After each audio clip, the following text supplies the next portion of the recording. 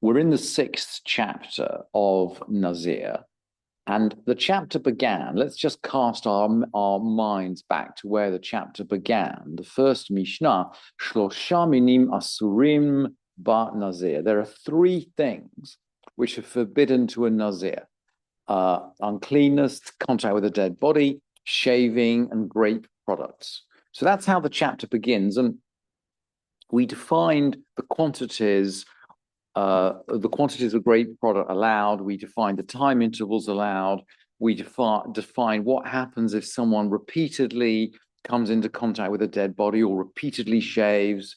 And now we're going to circle back in a discussion which is quite reminiscent of the Gemara. It's quite a Talmudic discussion as to which prohibition is most important.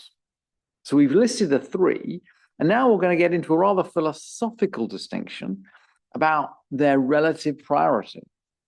And so we're jumping into the fifth Mishnah now. And the fifth Mishnah, is going to begin in exactly the same way as the beginning of the chapter. Shlosha minim asurim ba Shlosha minim asurim ba Nazir. There are three things which are forbidden to a Nazir. Let's jump into the fifth Mishnah. Shlosha minim asurim ba Nazir. Three things are forbidden to a Nazir.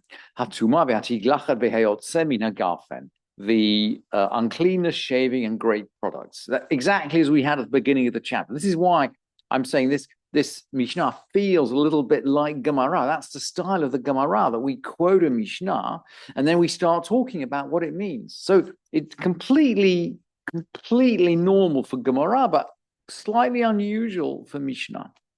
And now we're going to go through, again, in a very Gemara-like way, we're going to go through a whole set of possible priorities.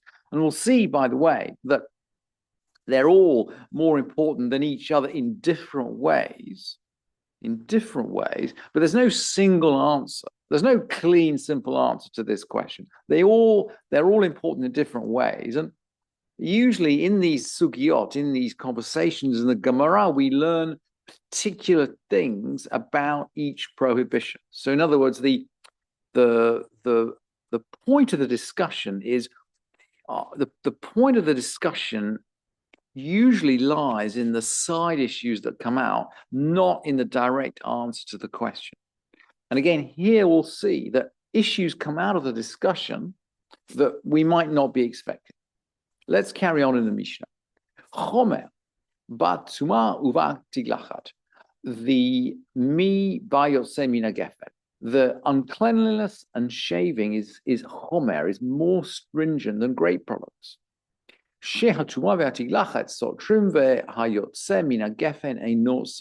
Because defilement and shaving cancel, whereas grape products don't cancel. What does that mean? Well, if you drink grape products or eat grape products when you're a Nazir, you're liable to lashes, but it doesn't cancel out the days you've kept. Whereas if you shave, we've already learned that if you shave, or let's say some bandits kidnap you and force you to shave or shave you, you need to restart the count. You need to count at least 30 days. So the shaving, if you like, cancels out anything you've already done. And we learn in one of the early chapters that if you come into a contact with a dead body, and then, by the way, you have to shave and bring your purification sacrifices, at that point, your Nazirut, your Nazir period, goes right the way back to the beginning. So you lose everything. They cancel out everything. So to that extent, they're more stringent. But of course, there's always another. The Gemara always has another example, and let's get the second example. Chomer bayotse min hagefen umi batuma uvatiglachat. Chomer bayotse min hagefen mi batuma uvatiglachat. Grape products have a stringency that uncleanliness or shaving don't have. The text is slightly confused here, by the way, and there's crossings out in the manuscript. I so I've tried to make I've tried to make sense of the text as best as I can. But essentially, what the Mishnah is saying is that there's some way in which grape is. There's some way in which grapes are more stringent, and the Mishnah will now explain. Shelo hutar bichlal hayotze min hagefen. Shelo hutar bichlal hayotze min hagefen, because the grape products are never released from this general rule. So there's no exception to the grape rule. If you're a Nazir, there are absolutely no situations when you can drink grape or eat grape. But we'll discover that there are some legal exceptions to the prohibitions on coming into contact with a dead body or shaving. And the Mishnah will enumerate them.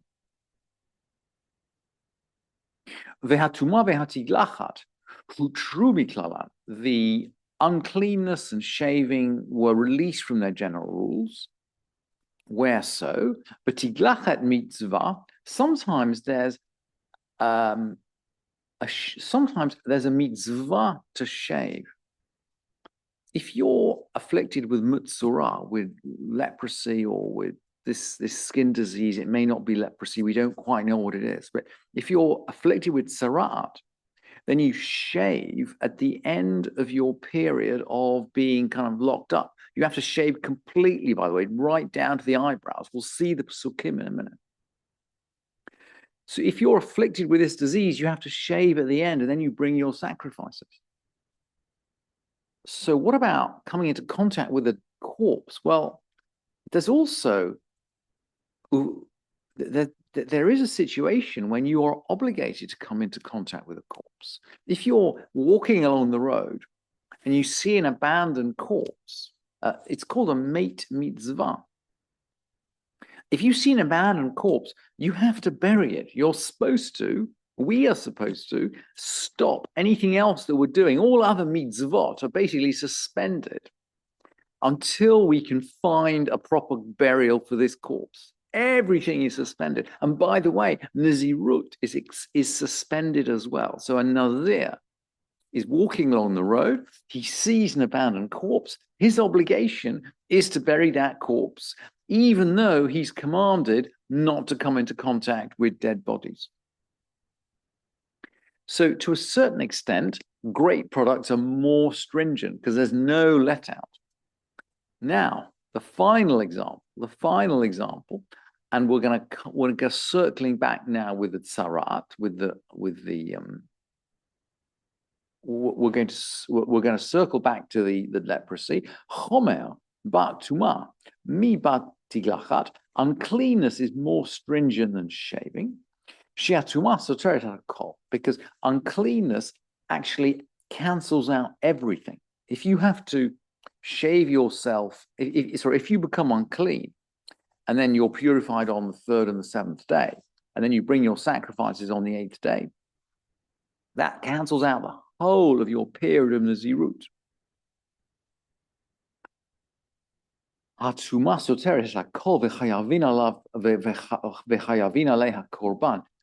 Uncleanness cancels everything and requires a sacrifice. Because shaving only cancels out 30 days. If you get shaved, you only have to make up 30 days. And by the way, you don't have to bring a special sacrifice. If bandits kidnap you and shave you in the middle of your Nazirut period, you have to make up 30 days, but you don't have to bring a sacrifice. So to that extent, uncleanness is more stringent. And the Mishnah is now going to go back and explore a little bit the difference between the shaving that you do at the end of your Nazir period and the shaving that you do if you have leprosy. And the verses are in Leviticus, and they're very specific about the fact that you bathe and you bathe in water, you become clean, you remain outside your tent 7 days. On the 7th day, you do a complete shaving, hair, beard, eyebrows. you bathe again. On the 8th day, you take your sacrifices and you bring them to the Beit Mikdash. That's the routine if you've got leprosy. So now let's come back to the Mishnah. How does shaving for uncleanness work? Okay, so let's just keep the leprosy in the back of our heads. How does shaving for uncleanness work? If you come into contact with a dead body, well, you're sprinkled with the water that's mixed with the ashes of the red heifer on the 3rd and the 7th day. That's the routine described in Parshat Hukat, in Bamidbar. And the Mishnah is going to remind us, he'd sprinkle on the 3rd and the 7th day. And then he'd shave on the 7th day. The verses there are explicit that he'd shave on the 7th day. And he'd bring his sacrifices on the 8th day. If he shaved on the 8th day,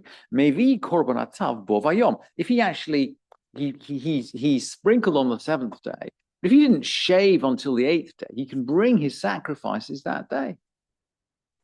He can do that. Divrei Rabbi Akiva, according to Rabbi Akiva. Amar lo Rabbi Tarfon. So Rabbi Tarfon said, Ma bein ze li mutzurah. What difference is there between this one and a person with mutzurah, someone with sarat? Because we've seen the person with sarat also shaves on the 7th day and bathes and brings sacrifices on the 8th day. Amar lo, he said to him, Rabbi Akiva is now talking to Rabbi Tarfon. So we're in a 1st century conversation. Amar lo, he said, the purification of this one depends on his days. In other words, if you come into contact with a dead body, then at the end of 7 days, presumably you've had the sprinkling. At the end of 7 days, you're pure.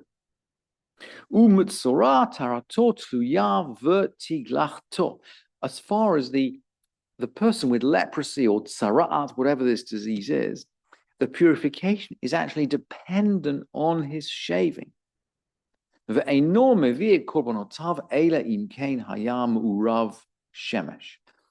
the purification actually depends on the shaving.